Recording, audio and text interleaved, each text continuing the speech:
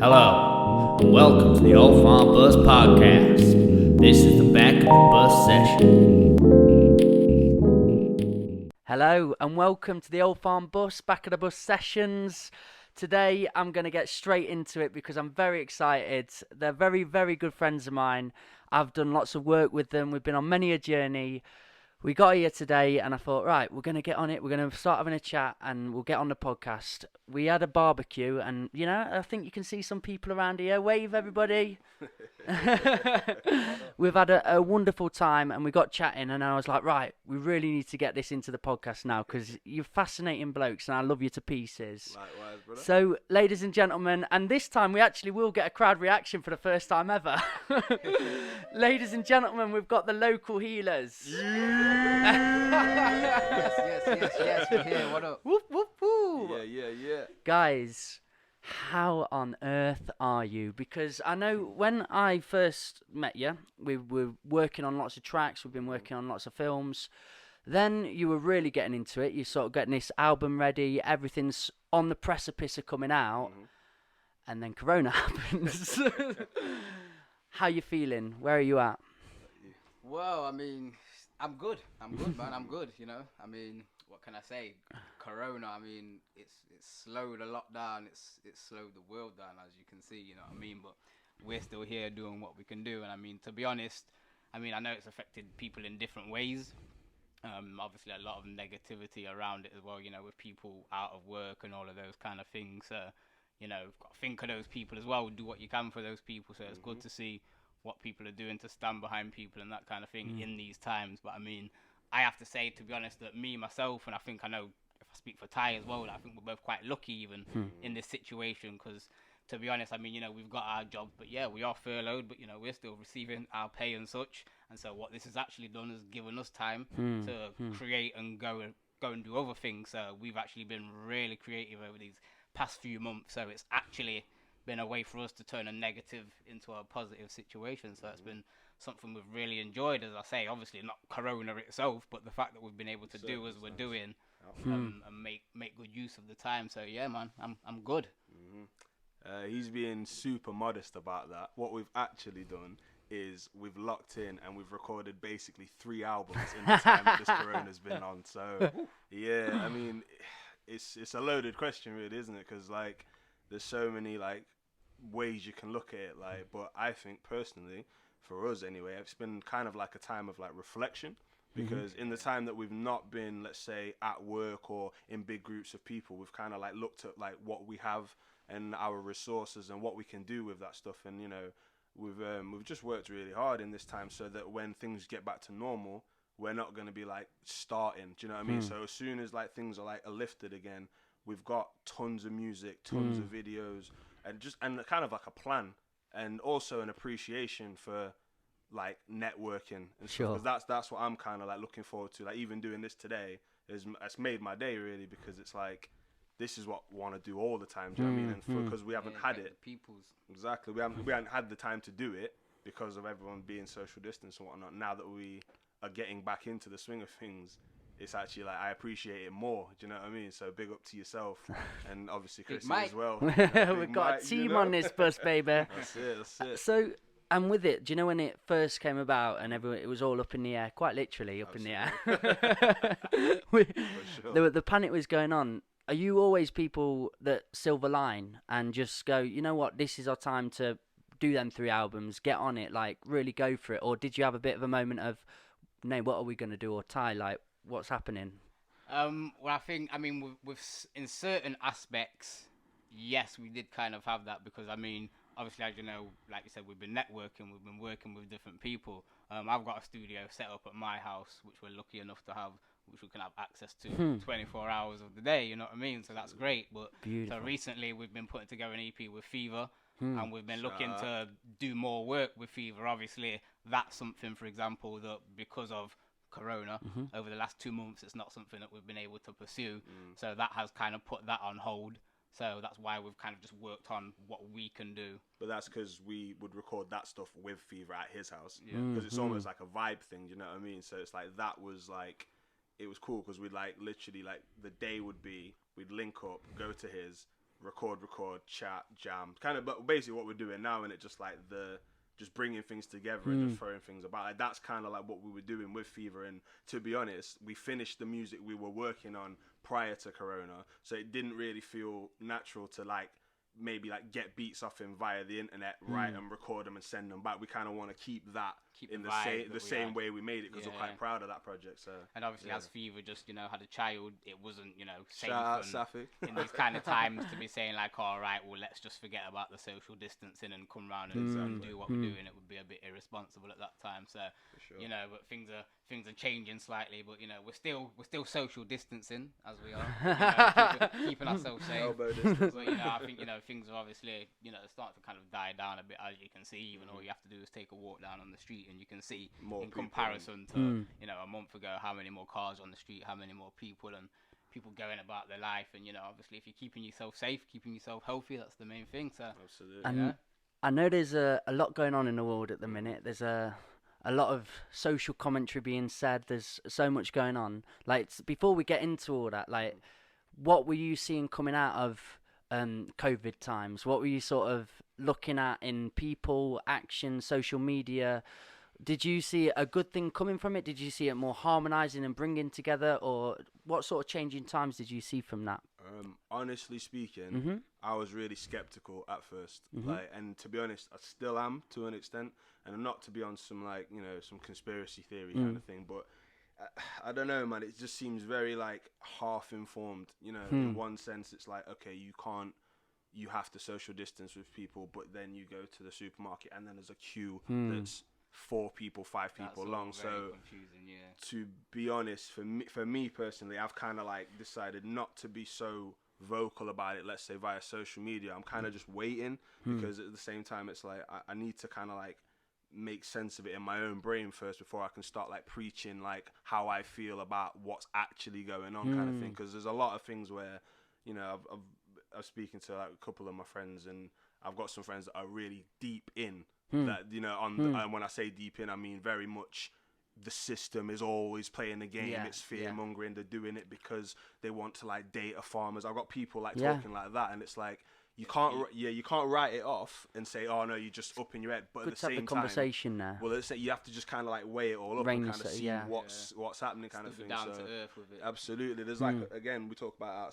before the podcast, the balance. Do you know what I mean? So I'm trying to, I'm hearing all the wildest theories, and then also listening to the news and stuff, and then trying to like make. It's what I genuinely love about you, man. I really Yeah. appreciate about the both of you. Like, we can get on conspiratorial conversations and question things and talk about the bigger pictures and what's the possibilities of happening, but also you'll always reel it in and go, yeah, but there's this idea and this idea, and we'll balance it out. And I've got a lot in my life, like a lot of mentors, and something I've learned a lot from you two in particular about the recent news that's just come out with the Black Lives Matter, everything like that.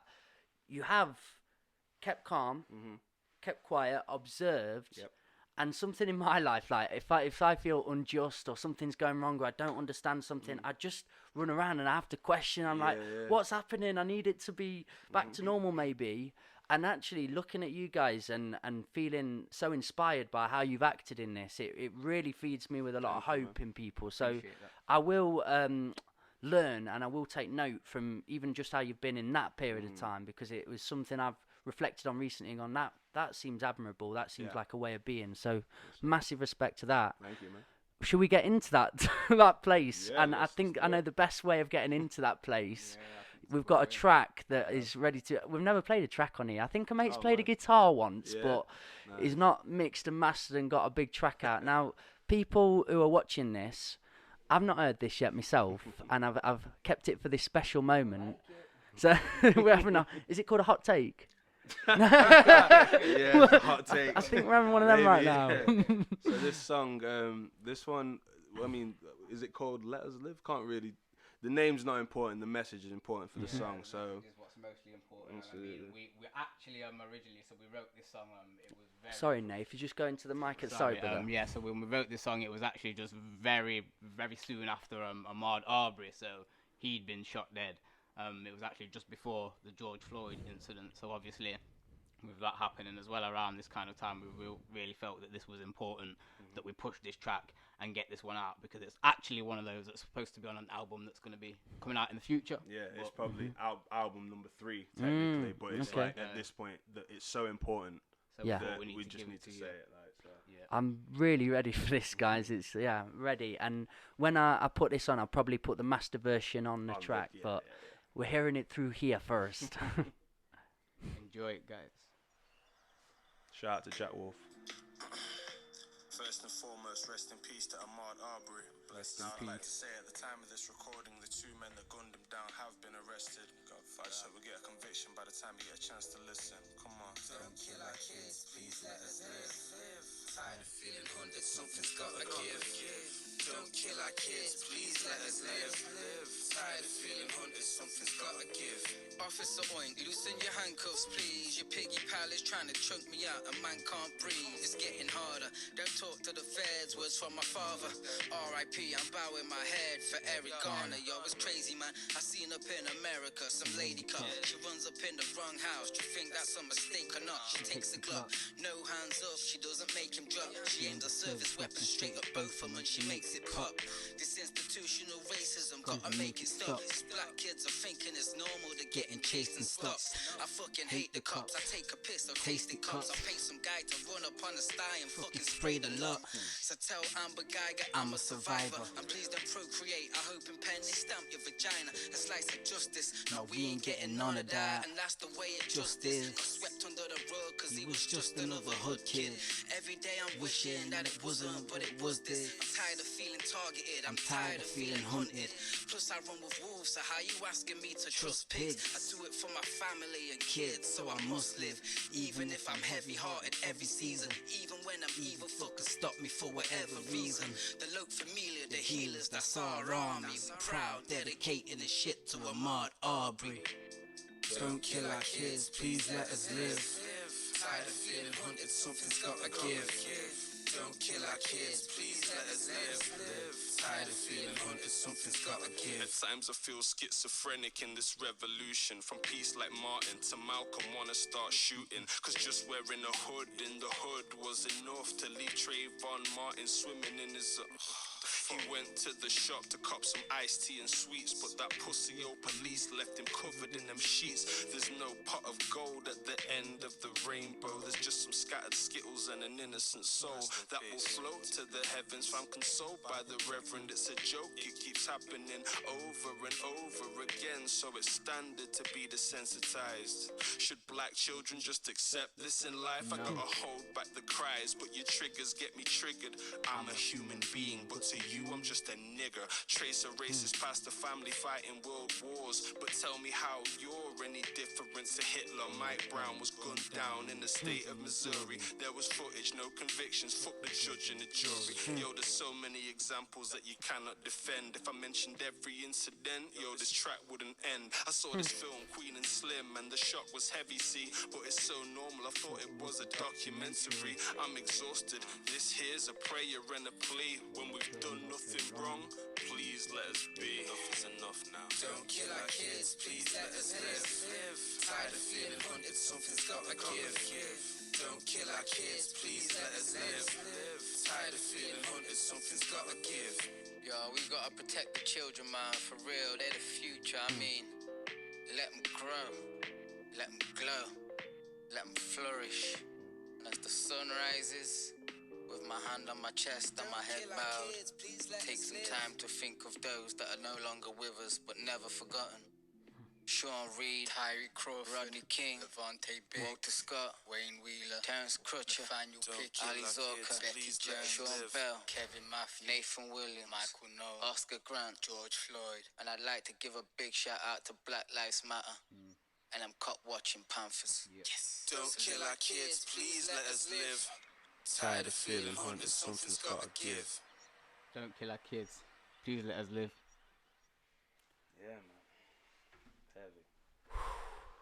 Oh man, I'm quite emotional at the minute. That really got me, man. Thank you, man. It's hard to listen to be honest with you. I've got tears at the minute because it is.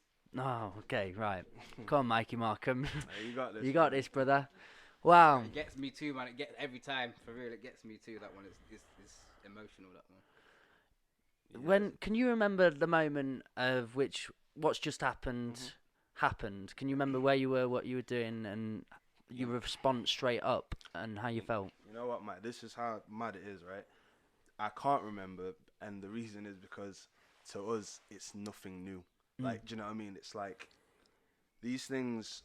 I'm happy that people have really like gravitated to this particular case and are like reacting to it. You know, whether it's protesting, even the posting, the black tile, whatever. But you know, when you really are it's one of many situations where you go, there's the sides of us where it's like, yo, oh, that happened again, great. It's almost like you can't react to it. You can't zone in on how I felt at that moment at that time because there's so many of that moment, that times. Do you know what I mean? It's like it's not it's new. hard to get it confused almost with another situation. It's like the same thing when I ask myself that question. I can't honestly remember where I was when I heard the news, when I first watched the video. I just remember how I felt, which you could probably hear in my voice now, which wasn't good. So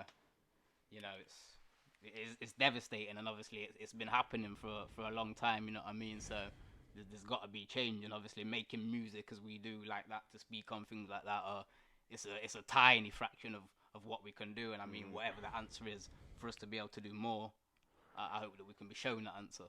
There's constantly at the minute in films, in something as trivial as South Park, or it's satire, and they show it all the time. They're like, cops are killing black people. This is happening. This is systematic racism. It's known. It's real known.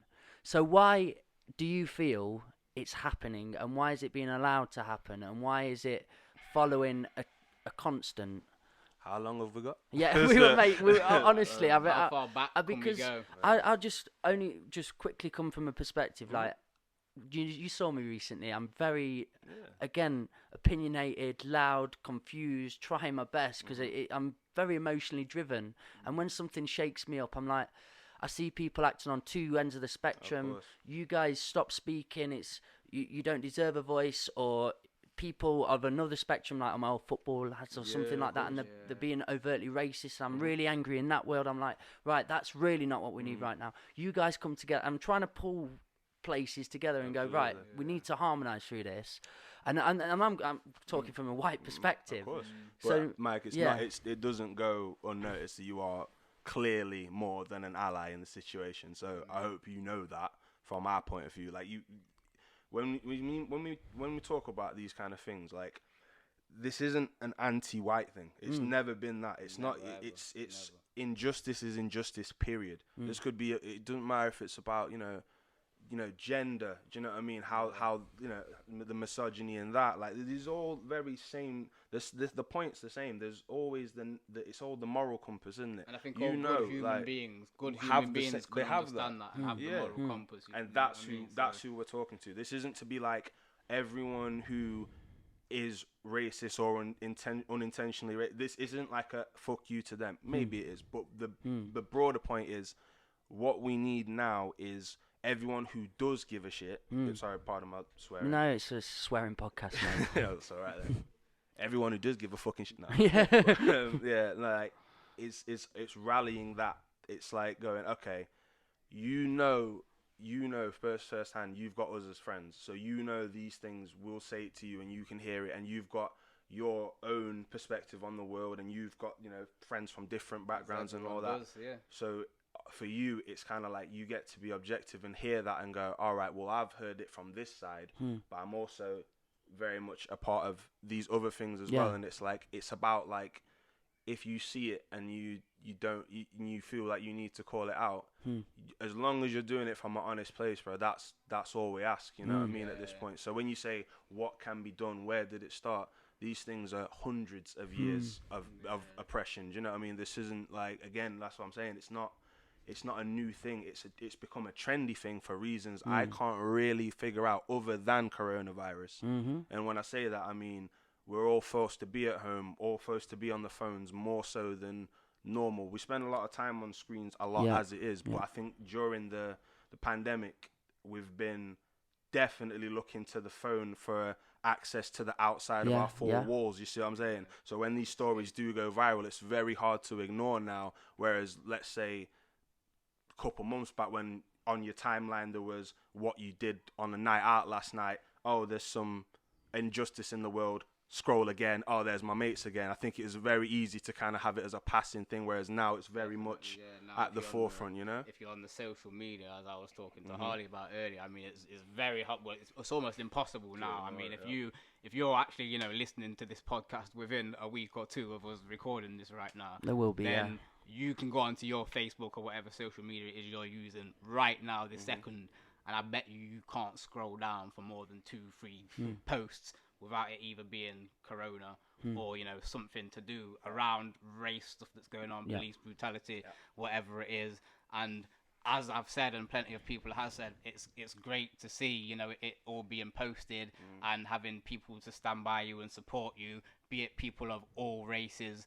But at the end as well, I mean, the way I felt yesterday when I, you know, me and my fiance spoke to our kids about the situation, I really realized that, you know, I really felt quite drained on the whole matter. And the fact of me kind of, you know, scrolling down these pages every day and seeing these things time after time, I realized I think after a while it probably even affected me more in a way that I didn't really realize at the time, and, you know, kind of almost brought about a bit of depression to how, you know, I felt. And I know that if I feel like that there must be plenty of other people out there at the moment, millions of people, and not just black people like yourself, Mike, who feel passionate about these things, who are good human beings and don't want to see people suffering like this. And especially when you can see someone suffering because of a colour of their skin, and when that's been conditioned into not only policemen and government and, you know, other authorities, but also black people and black children, as Ty addressed in the song, as I did. We're almost being conditioned to accept certain things nowadays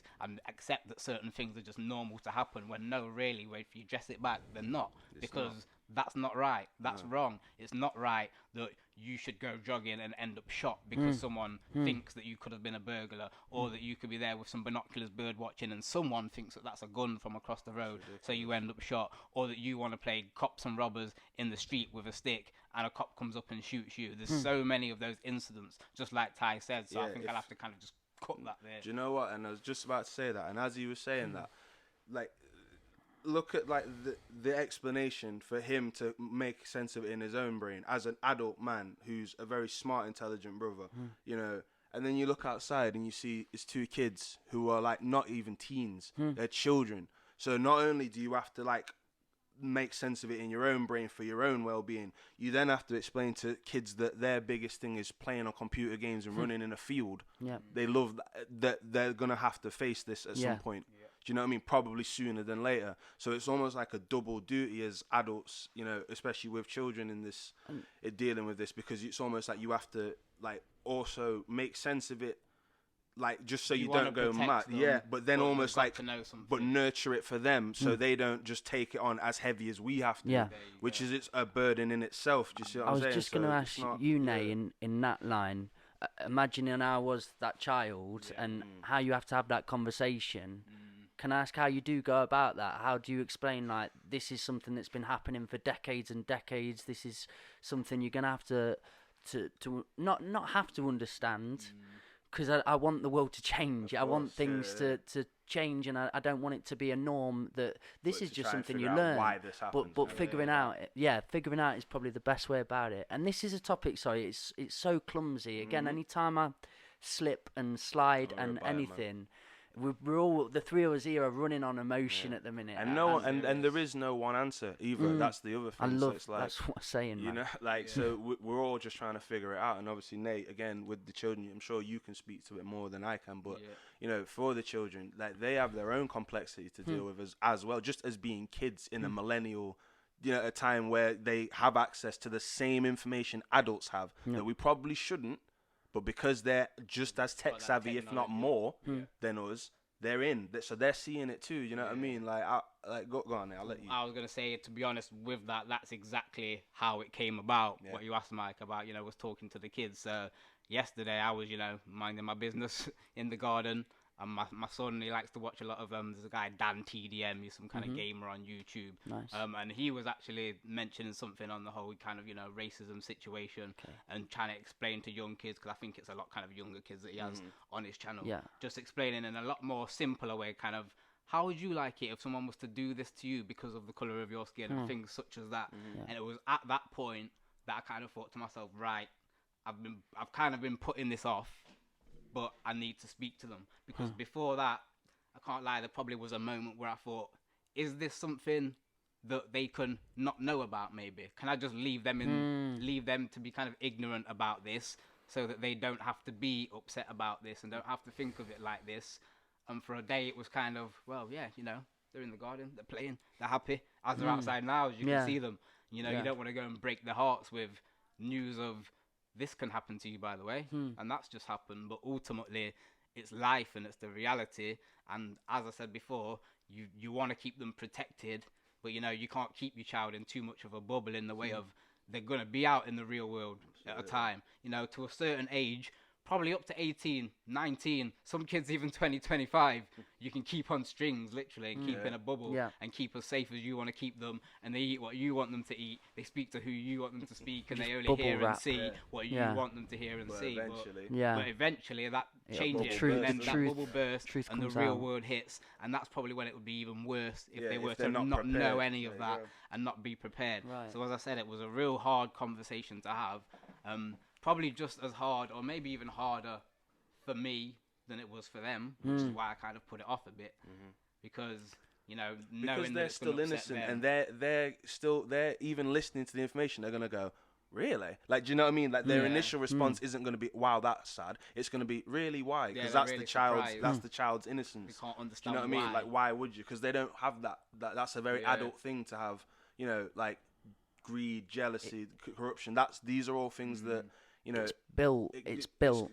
And especially, obviously, as my children, mixed race children, my fiance being a white woman, I have mixed race children, so they have white family, they have black family. So for them, they've always been around white people, around black people. They've got Asian friends at school, they've got white friends at school. How it should be. So just the way it should be, they're ethnically diverse in the world that they live in, and we've always brought them up in a way to know that there are people of different colours. Yeah.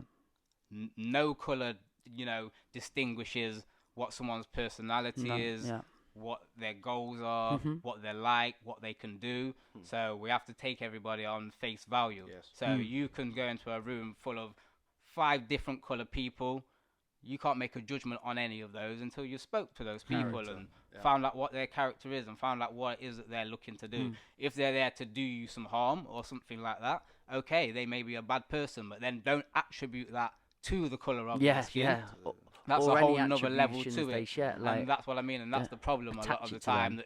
that is happening. The stigma's getting attached to all whites are racist, Sure. all white cops are racist. No, it's not right, and we have to speak on that as well, because like we say, if we are being, in a way, as I say, to put it bluntly, as black guys, we're being supported by our white brothers as well, like Mike. So we also have to do the same and say that, it's not what some people will say, because I do know plenty of black people themselves who are racist black people. Absolutely. You know what I mean? Who are people that will definitely would put down somebody else because of their colour or their white skin, or to you, Mike, you know what I mean? And it wouldn't be nice to see. And I've spoken up on things like that in my past, because I've grown up in a white neighbourhood. It's calling I think out. what you've just said then as is I've something grown so up, powerful and so I've grown important. up, a lot more black people have come into my life Yeah. that I've socialised with, as I've kind of turned more into, I guess, who I am.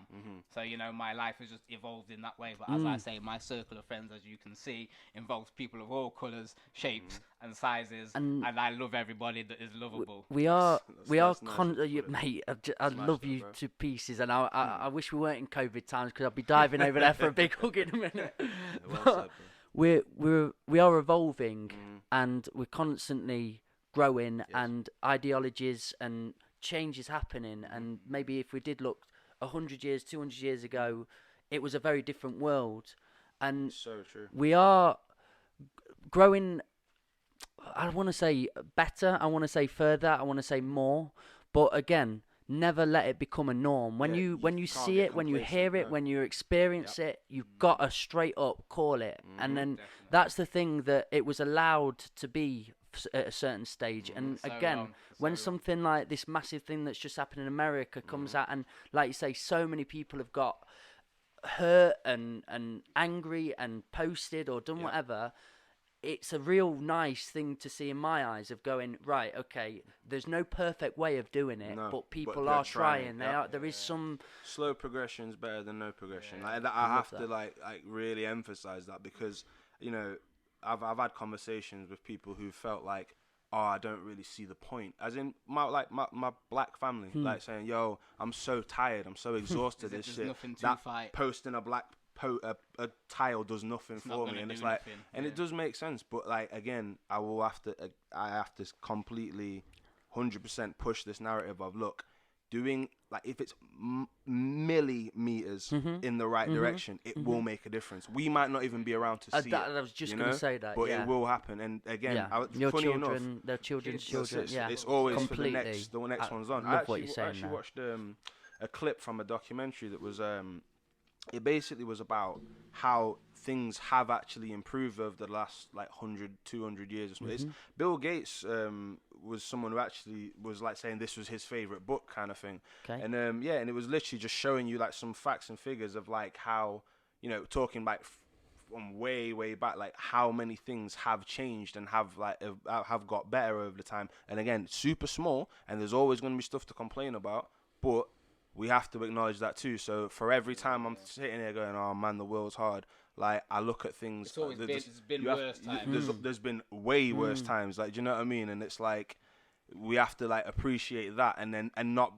wear it so heavy, because we Sure. can't let these kids see this defeat. You see what I'm saying? We have to always be like, no, this is, you're on it, and that's gonna get them where they need to be. So And the one thing you know? in it that I get a bit irate about, but it's when the people on the same side start fighting about the semantics. Do you know why? and- Do you know what? That's martyring. That is basically Yeah. like, I'm doing a good job. Yes. You're not doing a good a Yes. job as me, so I'm gonna make you Yes. feel bad about it to boost my Yes. self-esteem about it. Pathetic, because is, yeah. that's nothing and to it do is with all, the cause. that is self-centered. Then that Bec- is all self. But you know why that happens though, mate? Is because people only do things when it when it affects you personally. Yeah. For example, the reason everyone's now seeing this George Floyd thing and like really like taking it and going, wow, it's because they are stuck at home. Mm-hmm. It's not because, look, I could give you 100 cases of this, even this year. Yeah. Like I can give you so many names where it's like, Yeah. look on the track, look how many people he Been named. nowhere near as coverage. Nowhere as this. near. Yeah. But because of now this lockdown thing where you're forced to be, it's like, oh wow,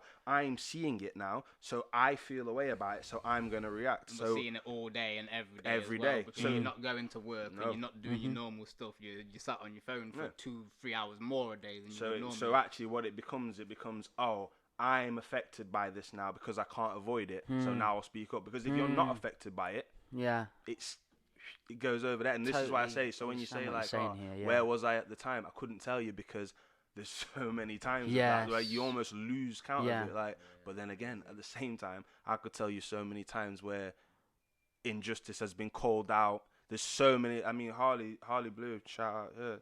She showed me so many things of where like the message has been put out by someone. Someone's tried to counter argue with some bullshit, Yeah. basically. Do you know what I mean? And that person's quickly like made like the aggressive response redundant by just coming with straight facts. Yeah. Do you know what I mean? Yeah. There's Find like that on there's a Facebook lot real of that quick too, happening, yeah. and that's good too. So you have to almost acknowledge that people do care, people are listening, Mm-hmm. and essentially that's what our music was always anyway.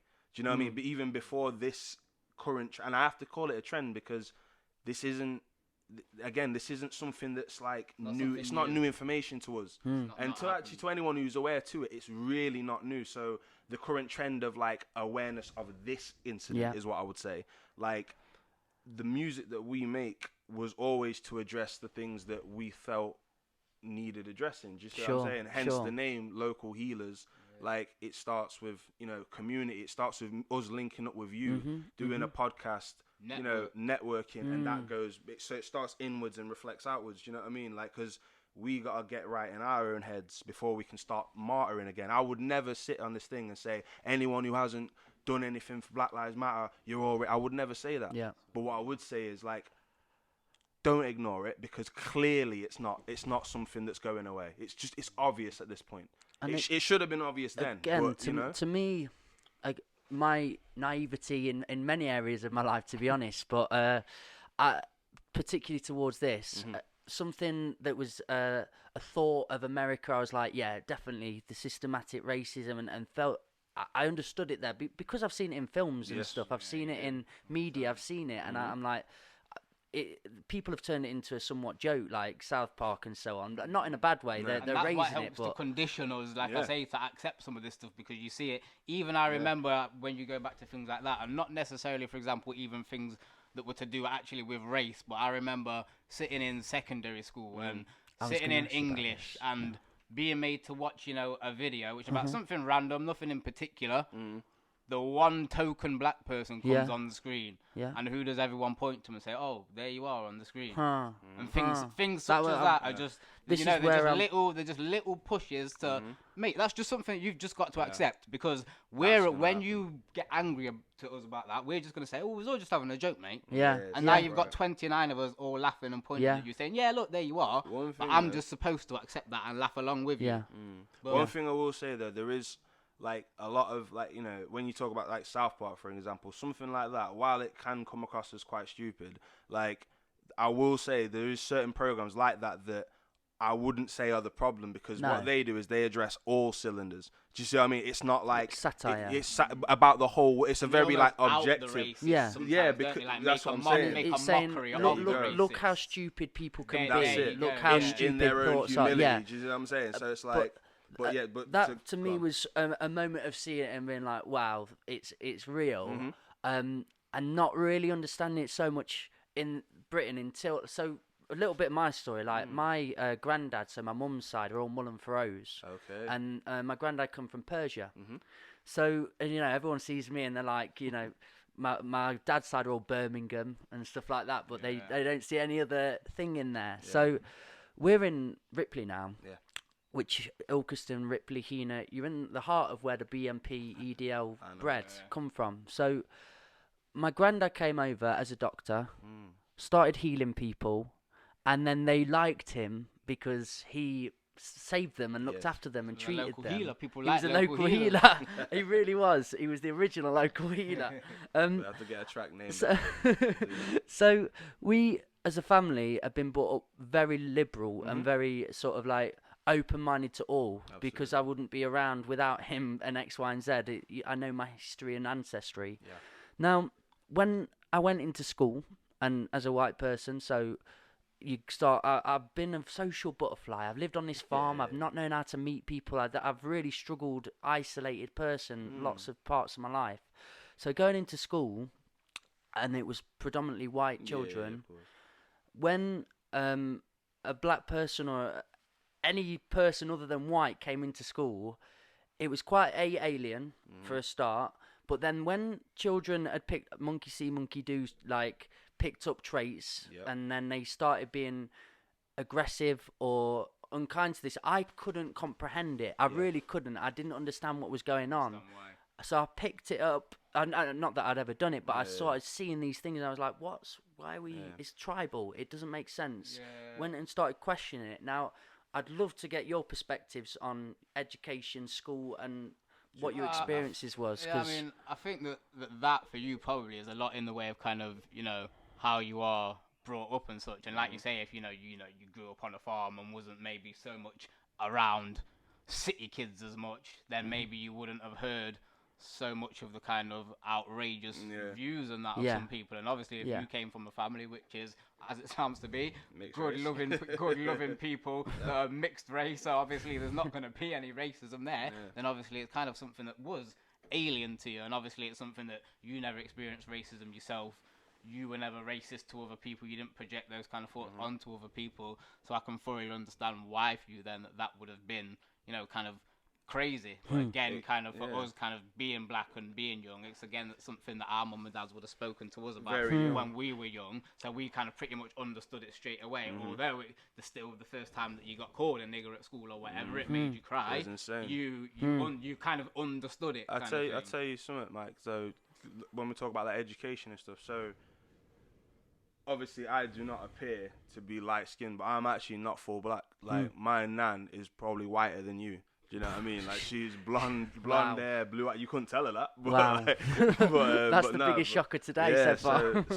so where we grew up, we actually grew up in Sheffield. Well, I grew up in Pittsmore Estates, and that estate was very multicultural. There was actually, I would say, it was black, white, Somalian, and Pakistani. It was like the mix of people we grew up around. So race didn't really play a factor in my early life until I went to a school at the other side of the city, because I went to a school that was more white. so it was like a not a posh school, but it was like school for like, you know, really smart kids, because I was always quite an inquisitive kid. And thank you.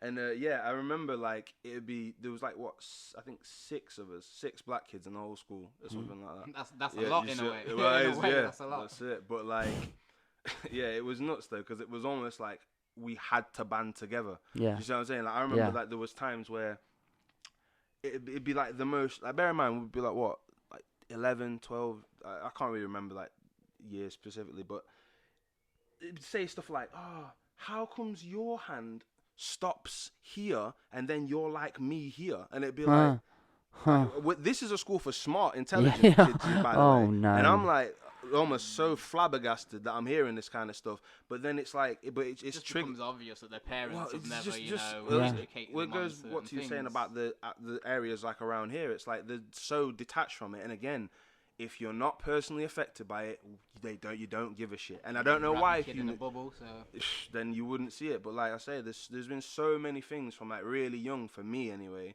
where I was just kind of like, oh, so this is like something I'm gonna wear quite heavily, because as a young kid I was always quite like, so what, question everything kind of thing.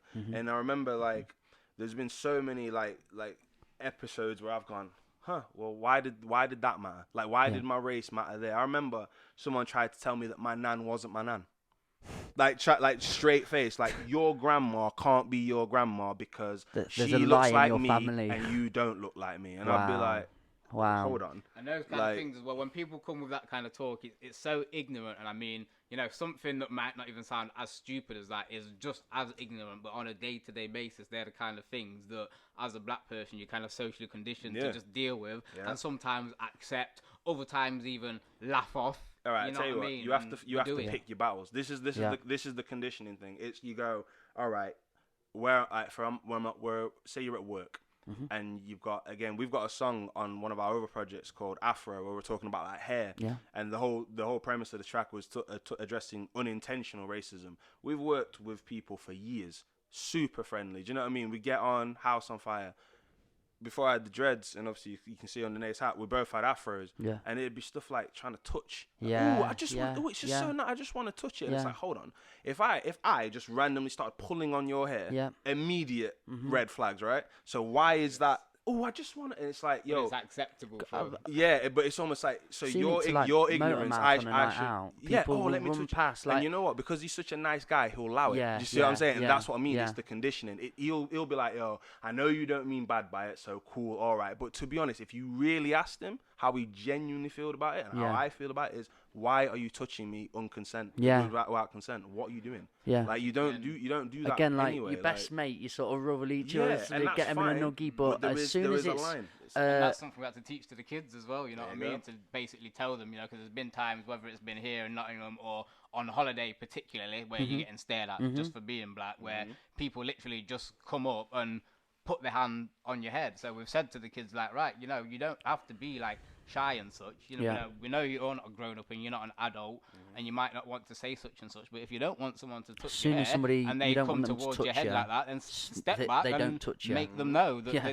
they don't. Because not if acceptable. I, as a black man, was to just walk up to a white 10-year-old girl and stroke her Yeah, hair, yeah. Oh, mate. how would I be looked at? Little things like that, when you say them, it literally like a Yeah. full something drops in my head. It's I'm crazy, like, right? And it should. makes so much sense you though, see because how- I've seen it you happen. see how like you and- saying like it drops in your head. Yeah. Imagine it happening so much more where that doesn't happen. You just go, yeah.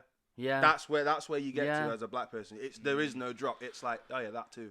It's like it's just it's one thing after another. It's like you'll deal with that. you'll deal with that. Yeah. You'll deal with that. And I you think have to that's why we kinda- have sometimes argument even amongst ourselves, almost like you were saying with your family, because I could probably think to, certain of my family members that have probably actually seen and suffered more racism and injustice Yeah. that I have, and that's made them a certain way to where if I'm to go and talk to them about a certain situation now and say, yeah, I fully understand all the writing that's going on from the anger and such, they're more going to probably come from the perspective of what's the point? Yeah. What's it doing?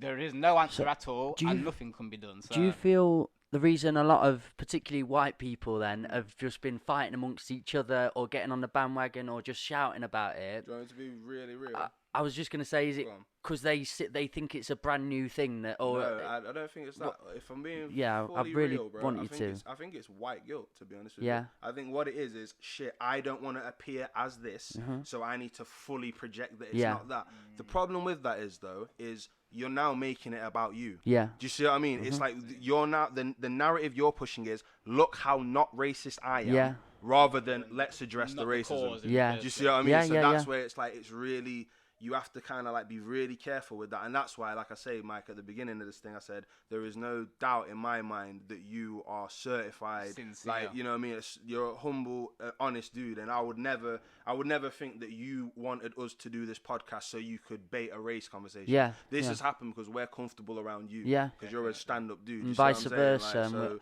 I don't really. I'll be honest. I don't want to spend the whole podcast like deep diving this stuff because I'll be honest. Like we've been doing this for the last how much time. I do want to raise it up at some point. 'Cause Yeah, we yeah, have I good stuff respect to, that. You know what I mean? Like to talk about too. So like just so you know, it's like it's so tough to talk about because you don't want to put anyone off either. You don't want to say to you, oh, you can't speak about it because you're not black. That's not the point either. The point is just be aware that it's not about you right now. So when you are pushing the narrative, just do it from a sincere place that you care. And if you don't care, don't pretend to because it's not helping. That isn't helping. If you don't give a shit, don't pretend like you do, and definitely don't put down anyone who does give a shit. Do you see what I'm saying? Like when you said like there's arguing, I've seen it. I have literally spent so much time looking at social media, not writing, not commenting, not speaking anything, because I just thought, let me just watch it. Yeah. Because I'm waiting to see like in a month from now who's still talking about it, because that's who's gonna care. Yeah. Not the people that's seeing it trend today. Do you see what I'm saying? So, yeah.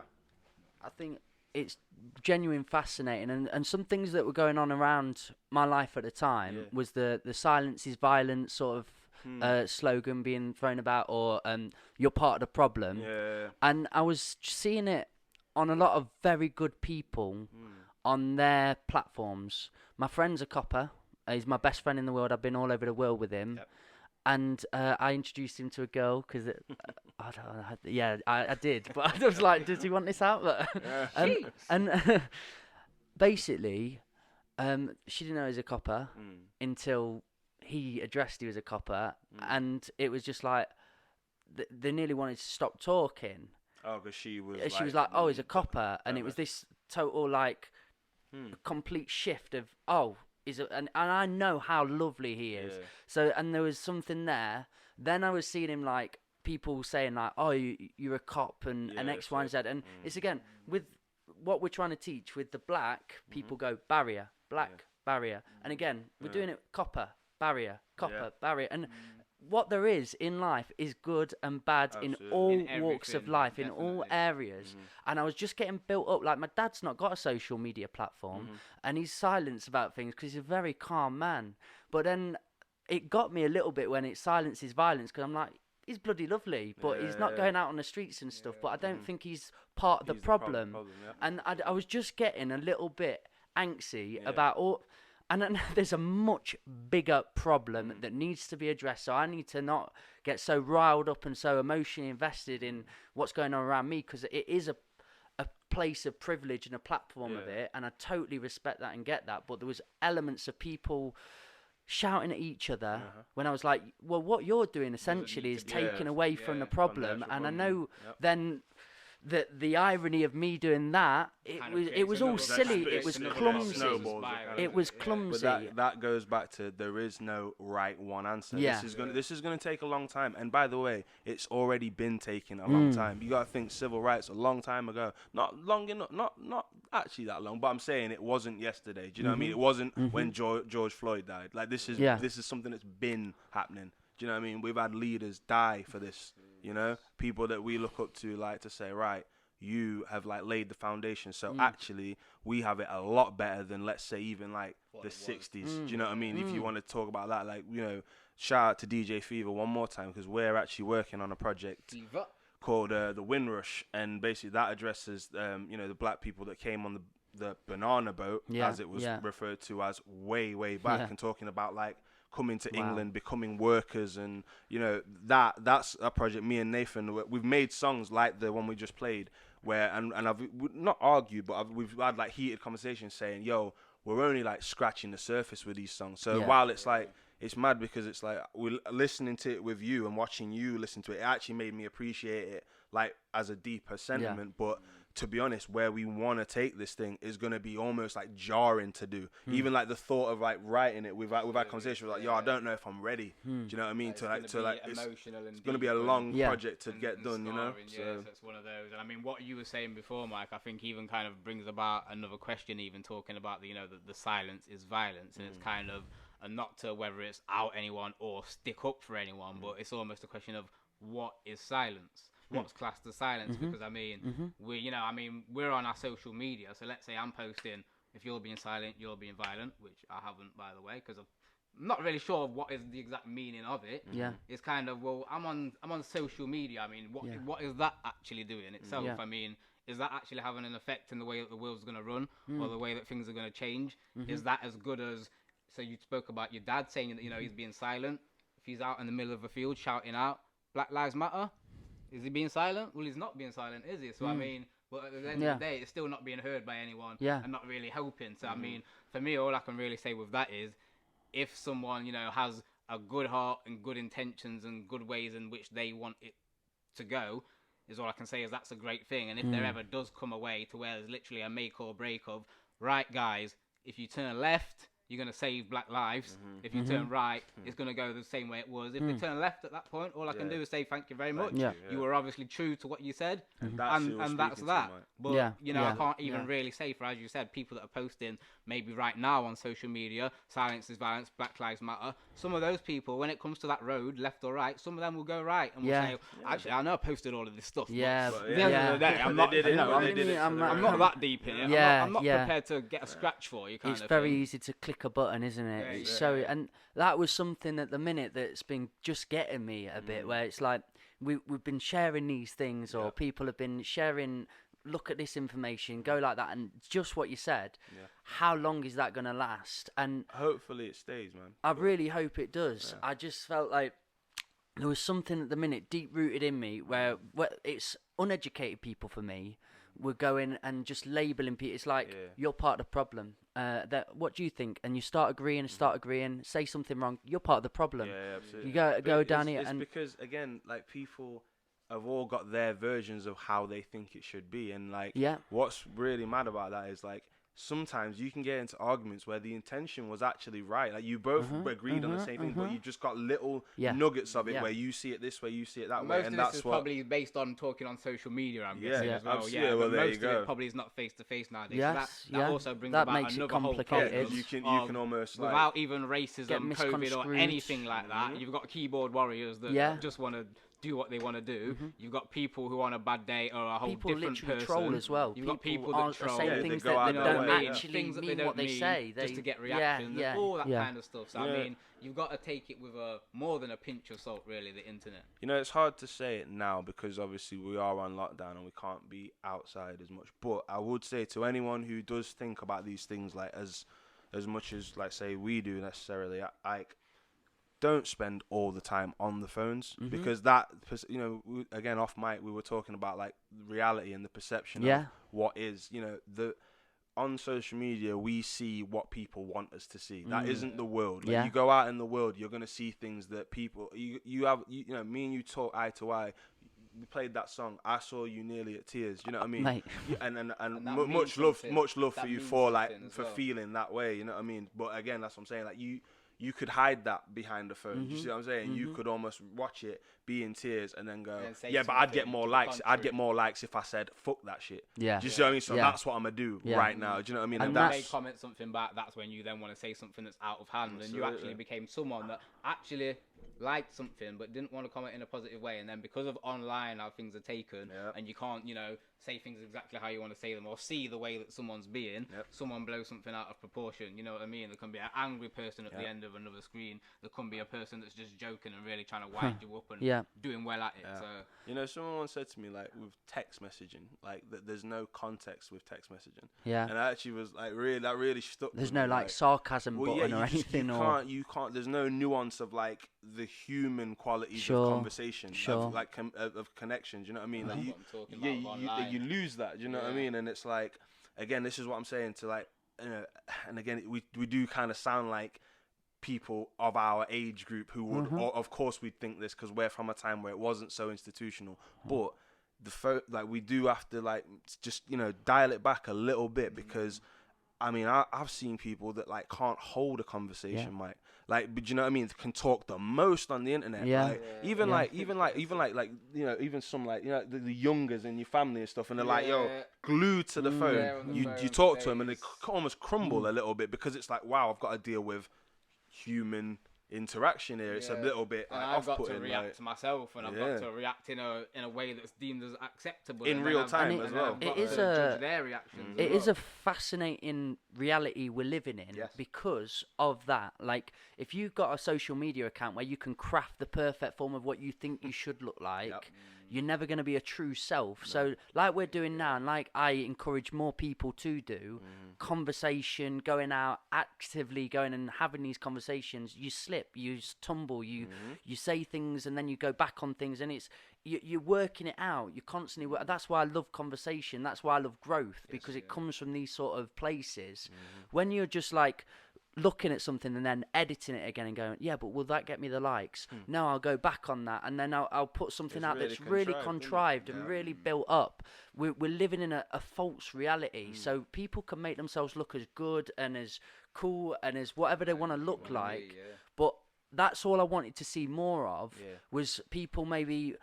Not saying everyone's got to do a podcast. I'm just saying, like, I literally wanted to hear stories of people sharing. Look at what this person's saying, or look at something powerful happening here. I've been and spoke to this person today. Manan said a slightly racist thing, and I corrected her on it instead of letting her do her thing.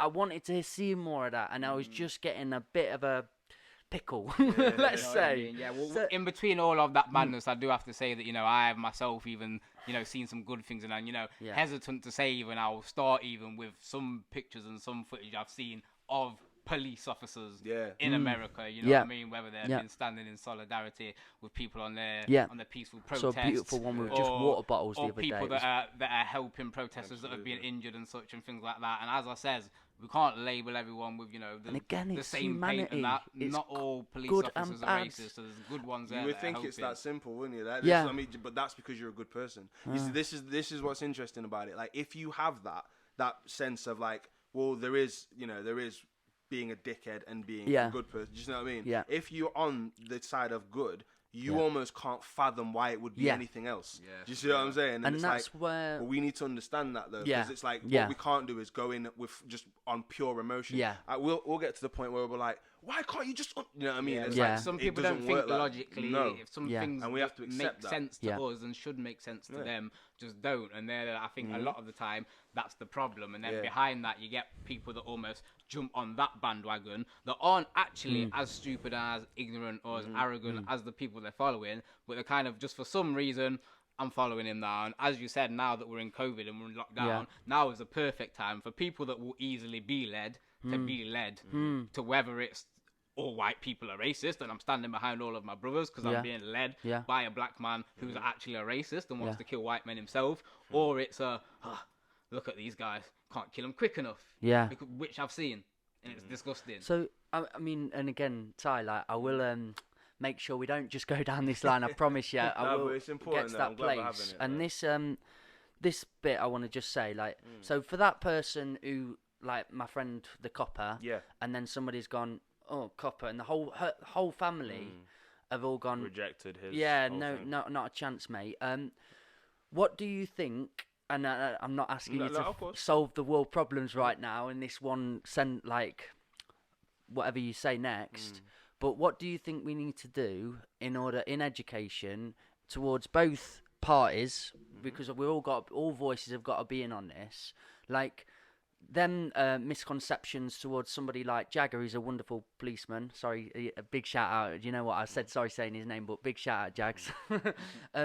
Somebody like that. So that negative connotation towards that. And then what about police forces that are like, they don't know how to detain? They're not trained in martial arts. They don't know how to like arrest somebody. They're just scrapping and wrestling. Like Jagger, when he was on his learning, he said there was some right fat like people in there that couldn't I'm doing the fitness hold it. training. Yeah, not none doing of anything. that. But And that's what's crazy as That's well. why I've they seen a get post that aggressive. said, I think a barber put it up that says, we have to do twice as many hours training Yeah. to be able to use this razor, this Yeah. cutter to shape your head nice and give you that flat top that you love so much, or that weave, whatever it is. Yeah. Why Than would he you has be to do constant? to hold a gun Yeah. and be able to go and kill people. Yeah. So I trained for 10,000 hours to be able to cut your hair. Just cut your hair, Oh, yeah. like you come and get done once every 2 months, Yeah. quick snip. But this guy that carries a gun, pepper spray, Yeah. baton and all of that, he only had to do half of your training. yeah, And he gets to go and kill people, and he won't then be held responsible for it, as we're think- seeing. I think, like, to answer your question, because I had to really like think about it before I just started speaking. Like, it's weird because I think we have to allow time for people to show their true colours. So I think the immediate response of the person writing off your friend because he was a police officer, while I don't think that's right because you didn't give him a chance to prove who he is, yeah, I think you on the other side, you have to understand there's a reason why Yeah. that's happened, and the proof is in the pudding. Yeah. You see why people are going to be quick to go, oh no. So really, what needs to happen is initially, for one, stop killing people. And that's Do where you know we're what I at. mean? And then you won't be tarred with that brush, because we are tarred with a certain brush, which leads you to think that we need to have, do you know what I mean, full body weight on the necklines and stuff. Yeah. But to again, let me not like go off on a tangent with it. I think time to prove our worth is needs to be granted. For example, where the area we're in now, immediately, it's a very racist area. This is BNP Central. We know this, right? Will walk through. If I was to walk through this place, I would be very wary, just because the obvious. However, I wouldn't give every single person I see the immediate like, you're a racist, I hate you. I'm not gonna do that, because I'm gonna at least give you, even if it's like a couple of seconds, Yeah. to like look you in the eye, see how you're gonna react to How me, you gonna look at me, and what then you I'm gonna say and then to I'm me. gonna Yeah. make my call. So Yeah. again, time to prove what it is Time. needs to be, and also again on the flip side, give us time. Don't handcuff Yeah. us straight away. Yeah. Don't Give be it. that Do you know what I mean? judgment Like, so quick. Don't be so quick to make let that people judgment. prove who they are for a second, because if we're taking that away, we're only going on pretense and like other contributing factors other than, all right, well, who is that person? You said it yourself, man. There's good and there's bad, right? So we need to assess that, and an assessment needs to be longer than a glance, because at a glance anything can be anything. Do you know what I mean? Sounds very wishy-washy to say that, but if at a glance this is two black guys sat on the back of your bus, and it's like, and we're recording something, that could, to anyone who wasn't like clued up, it could be like, oh, he's interrogating them. Yeah. Do you see what I'm saying? Yeah, And it's yeah, like, and yeah. that definitely isn't the case. Yeah. But that's because, you just literally you're looking at it with a very I suppose smeared what lens. you're saying you know as what well I mean? is everything's situational. Everything. Everything is situational. Life is It's that, and That's look, why you and, gotta nothing address it when and- it comes, yeah. and that's a big thing I've been talking about a lot at the minute, with like treating people in that situation. But in America, I hate America. I hate nation, to be honest. I'm not very patriotic. I've got a really simplistic view, and I really do believe like we are on a rock in infinite space, Yes. in time, hurtling through. Like we found ourselves attached to these bodies, and we give ourselves egos. I've got a really like Yeah. layered down way of pulling things apart. Yeah. So when somebody's gone over, like, particularly white people, but gone around the like different continents and just said, "This is ours now," and Yeah, the Native ridiculous. Americans have just gone, "You up?" And they're like, "Yeah, we own this." It physically, emotionally, on Yeah, every it's level, ridiculous. doesn't make any sense whatsoever. So then there's a system that's bred. Greed. There's a system that's grown. There's something come out of that. That's all your history, and that's like deep rooted. Now, something like it shows the country when they're willing to put somebody like Donald Trump in power. That's just, it's a horrible man. He's a terrifying, Way horrible. before he got elected into power. I mean, I remember having numerous conversations with my mum. I mean, you know, every Sunday I'll go around to see my mum, and I mean, a lot of the time, sometimes, I mean, you know, as I said, the stuff that's been going on recently has been quite heavy on the heart, and sometimes I'll purposely even avoid that kind of stuff with my mum because I know that she gets quite deep into it as well. But, you know, we have a lot of good discussion on that kind of thing, and, you know, she kind of delves deeper into those kind of things and educates me on things, and I almost find myself looking at things with a different outlook and finding out things that I didn't necessarily know. So it can be really interesting to see as well from, you know, someone else's perspective, and not just that, but the fact that obviously my mum being quite a lot older than me has seen a lot of different things happen, and is obviously seeing what's going on now. So she's got her kind of opinions on, what is racism now compared to what it was. And as you say, I think, to be honest, it's not like we can say racism has gone away. Yes, there's not so much kind of slavery for the public to see, but there's all of this systemic racism and stuff that goes on, and the slavery that does still go on, but just not in the way that it did. That, you know, it's still there kind of thing. But I mean, the barriers as well. I think that one way maybe to kind of break that down would be bringing together people that actually really want to help the community, well, that's what black this people, is, isn't it? and being police. You know what I mean? And actually getting them in a room and getting them to, whether it's do marches together, having meetings together, and that kind of thing. And It really can't pushing stop. it. That's the thing. Yeah. That's what it comes It's down to. moving It forward can't- all the time. All these ideas, whether it's protesting, whether it's posting, this is what I've been saying. Like, me and Harley have been having a lot of conversations about it. I've been saying, if it slows down, then I'm gonna be mad. Like, this needs to, the way it's gonna change is if it doesn't stop. So when you look at someone like Donald Trump, I genuinely think what that was almost like a punishment, because when you put someone like Obama in office, like, change the world. Yeah. And I'm not saying he was the best person in office either, but out of every president historically, he's all right. I don't know He too wasn't much. a feared racist. No, He was the or greatest homophobic, character. or He was the greatest character. he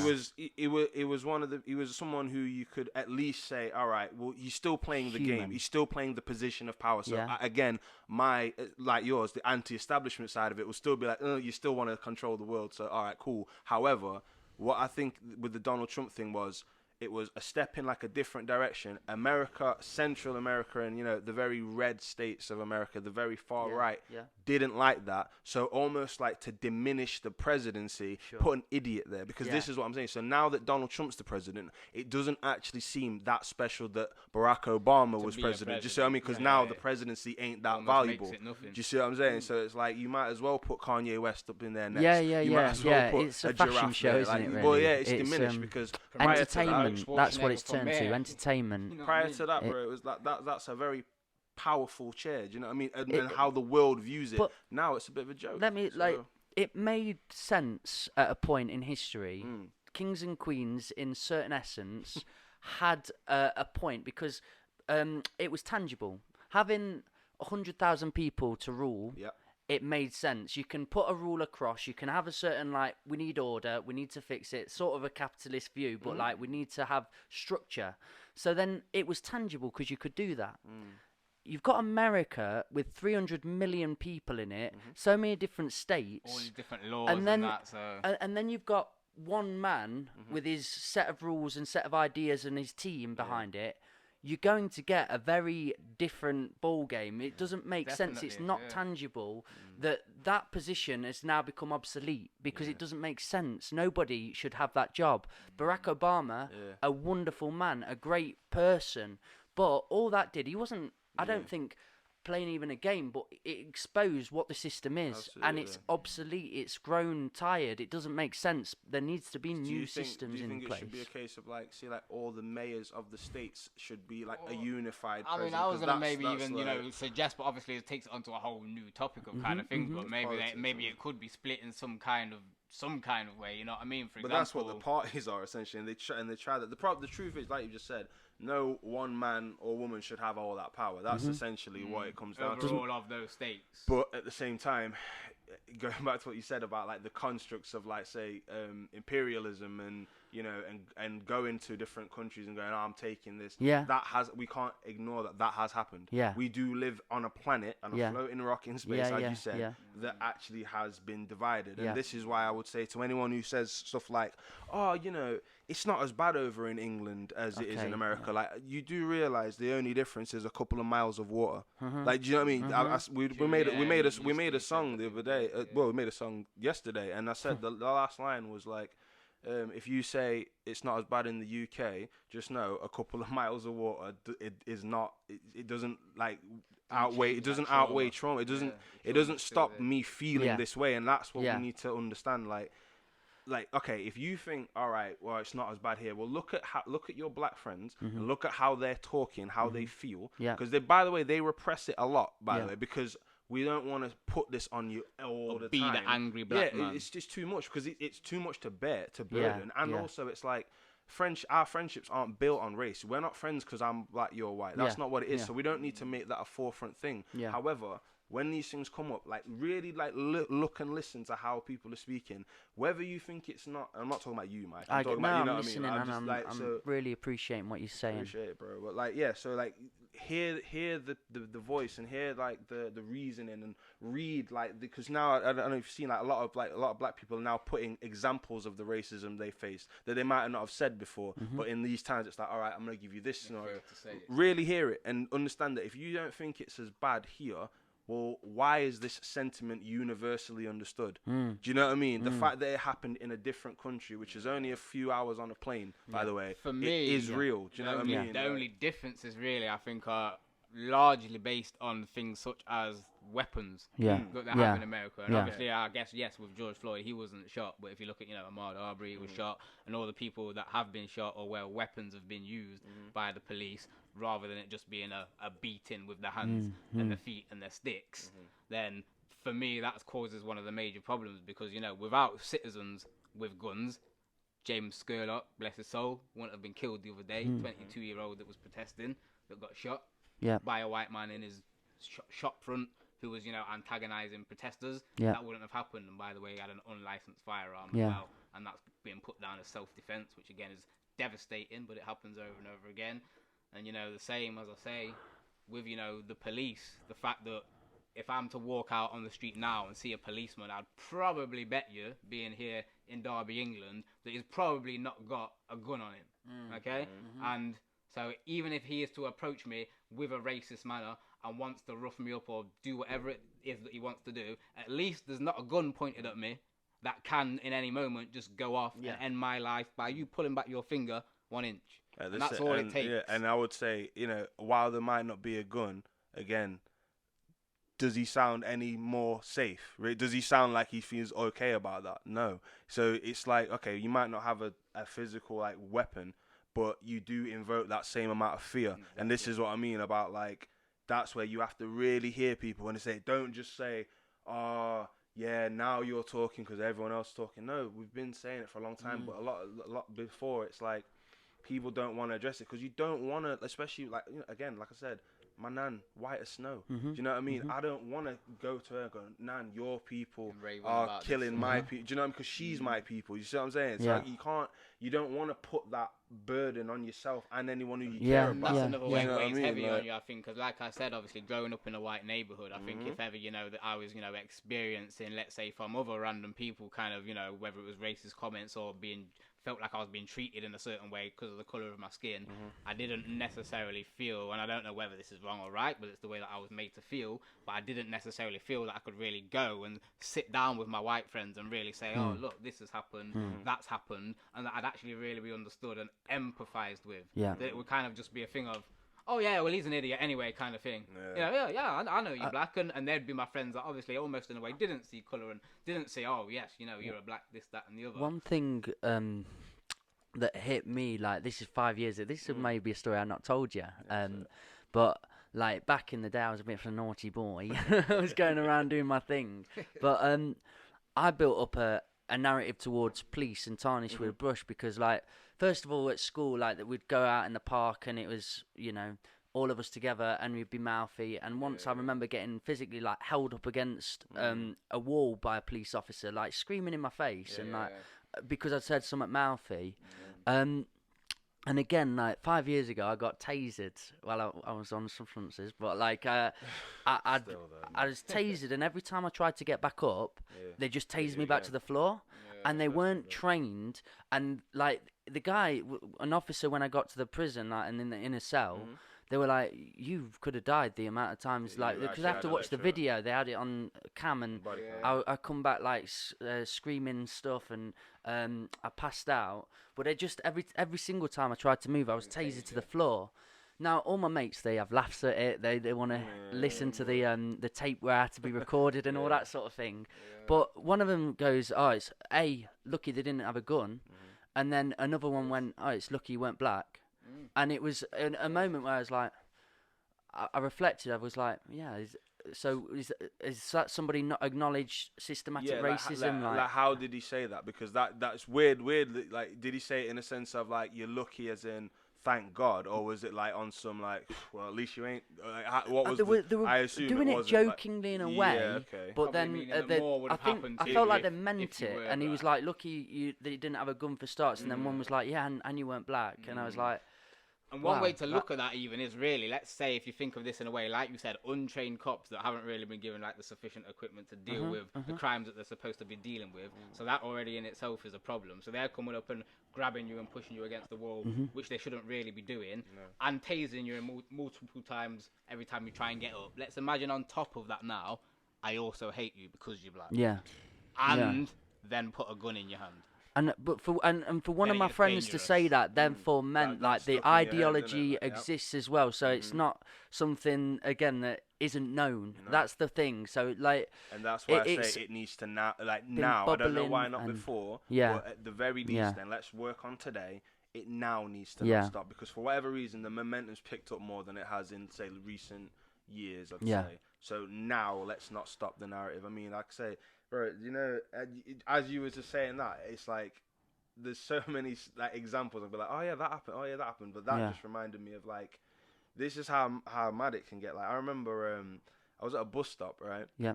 Me and my friend, I think it was my friend Alex, not Murdermouth, another friend. And he's actually he's Asian. Yeah, I think Filipino, Thai, kind of like. And basically, we got stopped and searched for like suspicion of a car theft, and I was like, so you're telling me in the same area that we are, there's a black guy and a black guy and and an Asian guy who stole a car, and they fit the same in this same. That's just happened. Better yet, it's like, and then it turns out, well, no, actually, the second one was actually a mixed race person. I was like, oh, so you racially profiled him? You didn't even look at him long enough to see that he's clearly not a mixed race man. Beyond that, though, mate, we were at a bus stop. How many people steal a car and then sat at a bus stop? Yeah. So I'm in handcuffs. Yeah. I'm in handcuffs, right? Giving my name and all that stuff. I actually was quite aggy about it. I was like, I kept saying, so if I've stole a car, why am I sat at the bus? Yeah. Like, why am I waiting for a bus to get home? Like, come on, like and this is what I'm saying, and it's not. And that's when there's no logic even used or anything like that. Yeah. And that's when you're really just being looked at in the worst way possible, and it's like, why am I being treated like this? Yeah. For what reason? I've never met this police officer before. He's never met me. I've never done anything and wrong that's where to him. It genuinely comes down to appearance. Then, like I was probably doing something I shouldn't be doing as well. Of course. But like to actually be questioned for sitting in a bus stop, like that's something where again the penny drop moment, you're being judged for an appearance, and it. And again, I can literally. This is why like these things are important. I can see your brain trying to go, wait, what? Why? It's like unfathomable. And this is what I mean. And that's because again, you are morally inclined. You're a good-hearted person, so you can't even to even compartmentalize it and go, okay, so maybe the policeman thought that. You can't even get that far because you don't have that in you. And that's even probably for me the type of thing that, as a black man, after that's happened, the next time you go to the bus stop, you've got your ticket in your hand, so that when the police go past, they can see, oh, that guy's getting on the bus. He's got a ticket. Just, even though you know you're not doing anything wrong, I can't be bothered with these guys coming up to me and da-da-da-da. So I'm going to, just the same as me, for example, sometimes when I walk in shops, you know what I mean? Security guard wants to follow you. Hands are out my pocket, nowhere near any of the goods. So, he's obviously not stealing anything. Just because I know that people look at you in certain ways, And he shouldn't have to. and you He shouldn't shouldn't have Yeah. to be do like what that. we do. But Yeah. to avoid the tension or any kind of drama, sometimes it's just easier to, you know what? Let me just this. Let me just So that. then again, it's us taking accountability for someone else's prejudging. Do you see what I'm saying? Yeah, Like, so yeah. it's not you going, okay, that's a young black person coming in. They get a lot of shit for just existing. So maybe I shouldn't be so intense. Actually, what it is us going, well, I know I'm probably gonna get met with some shit. Let me do the most to prove it. I'm Yeah, not on that. yeah, Like again, yeah. it's us doing the work again. Do you see what I'm saying? And I'm just thinking, like anyone who's listening to this podcast, I'm sorry if it's sounding like really jarring and it's hard to listen to and stuff, but you have to understand hard this. to live. It's hard to. It's nothing new to us. You see what I'm saying? We're not like just making this stuff up out of thin air. Like No. this is we're pulling from examples that are like.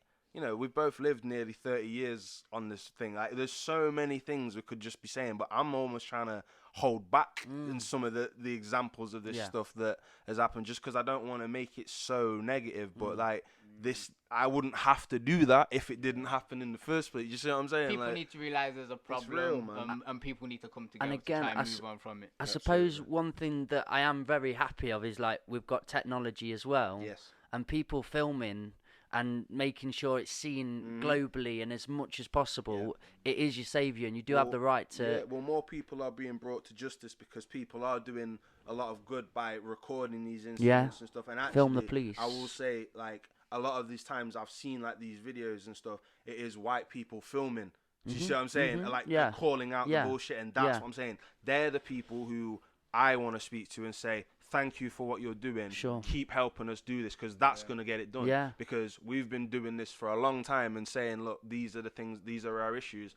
But it weirdly, again, people don't react unless it affects your own. So when you see your fellow white brethren doing stuff in the under the guise of Black Lives Matter, it's like, oh wow, maybe this isn't so exclusive to just black people. This maybe I should give a shit too. Do you see what I'm saying? Like even if that's what it is, even if the only reason you care is because you saw another white person care, I'll take it. This is we're on ground zero now. Yeah. This is where I'll take that. Even if your initial reason is only because you saw someone who looked like you to do it, I'll take that over no one doing anything. That's where we're at right now. Well, So to me, let's not that, stop. Again, it was just a moment where I was like, you know, all the sharing, all the things going out there. Somebody who opposes the view, if they're not going to go down that path, do you know where, like, say, a white person I know would share all this information? I'm just reflecting to some people in my catalogue of friends that have very opposing views. The reason I speak out or put it on my platform is because that's where I'm trying to aim at. That's what, like, saying, do you know what, guys? Like, I've spoken this way before. I've done this before. I've thought this before. I've been on this path. But there is other ways of thinking. There's always another way. always learn. There's always And progression. we're all individuals at the end of the day as well, aren't we? So I would like to say as well that obviously, you know, anything that I've said today, I'm sure for Ty as well, we don't necessarily speak on behalf of all black men or all the people situation. or police officers or anything like that, you know what I mean? And I'm sure It's the same just thing for you, experiences, Mike. It's our experiences That's and it. our opinions as the people that we are. And I hope that you can kind of get from what we're saying the kind of personalities that we have. And while we're building, again, like, everything you've said is perfect, and everything you said, I've opened my heart, and I really appreciate you coming on here to talk to me about. And I think I love your look on life. I love the way you are. This is better, is it not? Like us working together. Like surely, like, and I hope anyone watching this can see how much more progressive this is than being against each other. Yeah. If you follow anything that the local healers do, like visual and stuff, that's all this guy right here, rhythmical Mike, cameraman guys. Mike, Big Mike as we call him. like, you see, and you know, this is black art that we're pushing. And we've got Jack Wolf, a white guy producing, Pete Firstblood, a white guy producing, mixing, mastering, engineering, like Mike, a white guy, helping us do the visuals, because again, it's about bringing it together. We're not trying to be anti-white or exclusively only fucking with black people. No, it's about togetherness, because with that togetherness, this is way better. Look how much more stuff gets done. Do you know what I mean? If me and Nate decided today, like, yo, I ain't going to that white boy's farm. I ain't going trekking all the And way I ain't over there. spitting on them white boys' beats, and I ain't spitting on them. And I ain't going to them gigs by them white promoters, and you know, it wouldn't make any sense. Well, we wouldn't exist. Do you know what I mean? We wouldn't exist as the local healers you now know. I nearly started poetry clicking you then. You know what I'm saying, man? But that's what I mean. Like, that's why, like, again, this is not an anti-white rant. This is just black experience, very raw and real, because that's just what it is. Not exaggerating. It just is what it is. So help us get away from this, and then you're gonna experience all the things you love about black people, i.e. the culture, the food. I know you love mutton and rice. Don't tell me you don't. Like, do you know what I mean? If you enjoy all that stuff, understand where it comes from. It comes from the source, and the source is this. You know what I mean? It's struggle, it's oppression, it's beating it, it's becoming strong and unifying and stuff. And it's like, so if you care about things like, you know, some of the best runners, Usain Bolt, some of the best football players, like some of the best like sports people, best musicians and all that, all the best chefs, you know, if you care about that stuff, You're influenced by any of them people, which you know what I mean? most likely are, like, hear them when they need to talk about something that's very real to them also. Do you see what I'm saying? Like, I wish we could have just come on the podcast and just rapped the whole time. I'd have loved to do that. I would have loved to hear it. Maybe we will next time. Do you know what I mean? Again, But you get both. Do you know what I mean? And Yeah. because you've gave us the platform to do this, we would do that. Do you know what I mean? I would happily do any favor for you, Mike, that you need. You know what I mean? And that's because we've made the connection. And look, we're gonna all progress now because we have linked up. Do you see what I'm saying? So that's what it's about, people. Please understand, it's about unity right now. Yeah. Togetherness, moving forward together, healing. Local healing. Local healing communities. There you go. Oh, honestly, guys, that is sticking with me. That is something I'm gonna not be as tenacious as I necessarily always am, and think and really like work out my positionings and then speak from that. And you're so admirable. You're so amazing. Both of you are amazing people, and I love you to pieces. Likewise. I'm gonna. Big love, I'm big gonna. Mike. Is it okay if I wrap up this one? Absolutely. And then we reschedule and we just speak music, we speak film, we speak love, we speak Well, art. we'll have we stuff speak... out by then. So like when the time comes, we'll have the stuff released and we can just like review it and celebrate that. Yeah. I think for Maybe for we'll all come of back, us at the perform a minute, track or two for it. we had a lot of emotion. We had a lot of things we needed to say, a lot of things we needed to get out. I'm gonna have so many different perspectives, different avenues to go down, different information to look at, different documentaries to watch, different and speaking to you really helps. Having conversation, guys, having conversation really helps because you can listen, you can be understood, you can say something back, you can be questioned, you can question. It's so important, and I think this platform to me is so important. Thank you so much for being here, But guys. you're I- important yeah, to you the guys, Nottingham man. scene, though, especially though, man. Like, there's so many people that want to work with you because you do stuff like this. Do you know what I mean? Like, I think in time, I think a lot of people will understand just how important, Mike, you've took the things you have and you've made it like palatable for so many different people with different walks of life, and that's exactly the thing we're talking about: unifying from different places and for the greater cause. Do you know what I mean? Which is art, which is love, which is life. That's what it is, man. So, you know, for as much as you say you rate us, you have to understand it comes a million ways back to yourself. You know what I are mean? that guy as well, man. You are that guy for real, man. Believe us, I mean, man. You are that guy. we shouldn't hug on camera, but behind the scenes, I mean, y'all even imagine. Look, this where we're sat right now. So this is an old bus converted into where people now gig here, and you have the bus rocking the fuck out. So, you know what I mean? It's crazy. Like Mike and his missus put this together. I crazy. will never Shout forget. out Chrissy, man. Still Chrissy, running what around a crazy. babe. You know what I mean? Chrissy doing her thing, man, putting the work in. So I'll never forget the moment when we had Math down here and we were doing that cipher, and you real. got the mic, and then Ripped it up. honestly, I know you couldn't make it, man, but Sorry, man. for- Next time I'm here. you spat for about like 2-3 minutes solids. You were just going, and then you give me the mic, and I took it, and I was like, I'm not doing nothing, man. I just like popped it away. They let was me a do a night, poem man. Nah, he's after. done it. He's done it. It was But a I was vibe, like- man. It was I a vibe. couldn't Brilliant. believe it, but You Yeah, give man. me such a buzz that night. I couldn't believe it. It Well, was I enjoyed absolutely it, man, and I've enjoyed ace. today as well. And not even Yeah. just the podcast. I mean, getting down here was great with the kids, Absolutely. with It's the missus, about having the togetherness. barbecue, a couple of drinks Togetherness. and that. You It know was what I great, mean? man. Still social distancing, guys. Yeah. Still safe, Yeah, you so know what I mean? don't So, cruise fires for that. Like. I tell you what, I've had a couple of slaps on the wrist from friends actually. swear. Yeah, I'll tell you about them later. Well, Guys, yeah, man. again, if you joined in, thank you so much for being here. Hello to you all. I love you all. The Local Healers. Where can everybody find your stuff, guys? So we got the website Local Healers, www.localhealers.co.uk.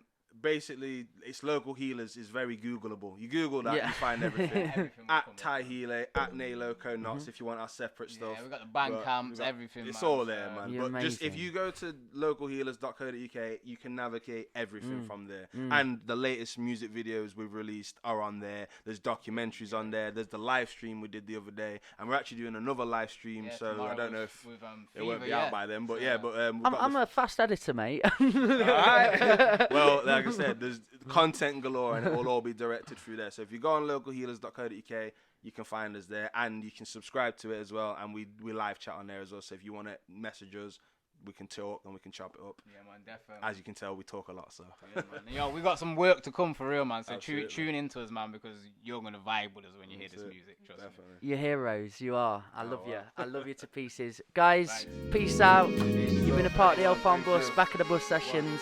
One love. One love.